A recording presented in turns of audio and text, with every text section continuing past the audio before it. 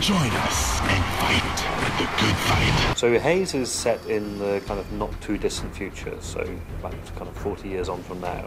And in that future, a lot of military activity in the world is run by privatized armies. So it tells the story of a company called Mantle, who make a lot of technology. They make like household technology, industrial technology, but they also have an army which is used to kind of be involved in peacekeeping around the world. Kind of like they've taken the role of the UN and NATO in the future. And you play the character of Shane Carpenter, who is a sergeant in Mantle's army, and this is really his first kind of taste of the hard end of combat. And he's fighting in a war in South America, where a rebel force have taken control of the country, and Mantle have been sent in to sort it out. The most immediately obvious thing about Haze, when you look at it, is the visual quality. We've completely upped our game in terms of the complexity of the scenes and stuff we're working with. And I think people used to Periodical's previous games who will be interested to see that we've gone for a very photorealistic style in this game.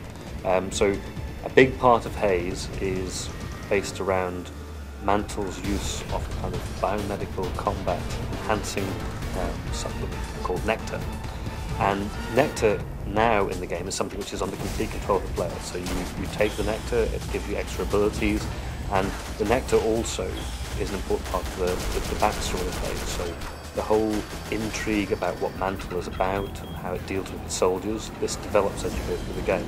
We like the idea of weaving the story and the gameplay very closely together. It's not an afterthought. So the story of Haze takes place in a kind of continuous time frame narrative over 3 days. So Shane Carpenter goes into this war, he has initial impressions of it, you hit the ground running, you learn how to fight, but over those 3 days things change considerably for him, and there's an arc of narrative which takes him to some quite interesting places and will confront the player with a very different, more modern look at war than what's normal in video games really.